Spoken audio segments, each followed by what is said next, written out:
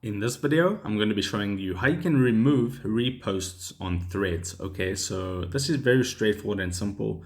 I'm just going to find a random thread right now, like this one right here, and then I'm going to hit this repost button there. Okay, I'm going to tap on that and I'm just going to repost this to my profile. You can see now it's been reposted.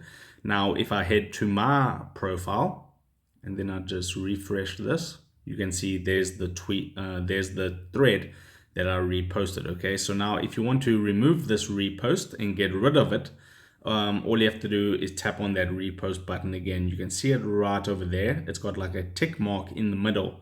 Okay, so all you have to do is tap on the repost button again, and there you see two options. You can quote the repost or you can just simply remove it. So I'm going to hit the red remove button. That's removing it right now.